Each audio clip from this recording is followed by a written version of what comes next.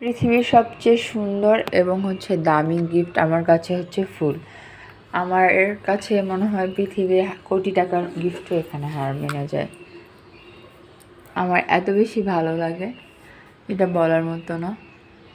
তো আমাদের দুই বান্ধবীর, ওরও খুব ফুল পছন্দ, আমারও পছন্দ। তো ও আমাকে একটা গিফট করে আর আমি ওকে গিফট করি।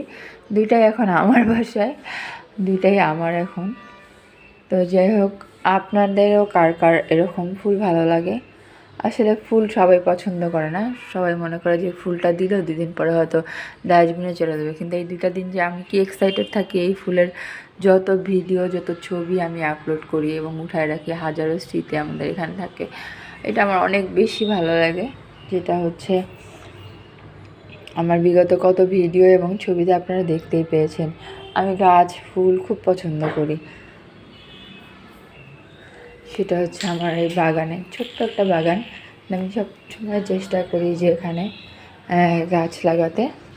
তো এখানেও দেখেন কি সুন্দর, মাশাআল্লাহ, এতে ফুল হয়েছে।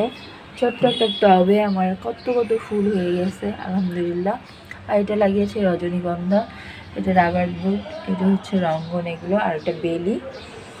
তো এখানে আমি প্লান্টগুলাই বেশি লাগিয়েছি, কারণ যেহেতু বেলকনি, আর এখানে ফুলের লাগালে শীতকালেই শুধু থাকে, বরফ হলে তাহলে আমি কিছু লাগিয়ে দিতে পারতাম আর কি।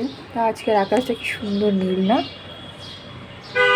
যাই হোক, সবার খুব সুন্দর একটা দিন কাটুক। আর আসলে কয়েকদিন ব্যস্ত আছি, এই কারণে ঠিকমতো ভিডিও আপলোড করতে পারতেছি না। কি শান্তির একটা বাতাস হচ্ছে বাহিরে। আমারও তো কার কার ফুল ভালো লাগে। আর এরকম নীল আকাশ, বেলকনিতে বসে বসে চা খাবে শীতের দিনে, আর হালকা মৃদু রোদ থাকবে, অসম্ভব একটা ওয়েদার। কি সুন্দর না? দেখেই যেন মনটা ভরে যায়। তো ঠিক আছে, সবাই ভালো থাকবেন, সুস্থ থাকবেন। সবাইকে এই লাল গোলাপের, ছোটো ছোটো লাল গোলাপের শুভেচ্ছা। আল্লাহ হাফেজ সবাইকে, টাটা, বাই বাই।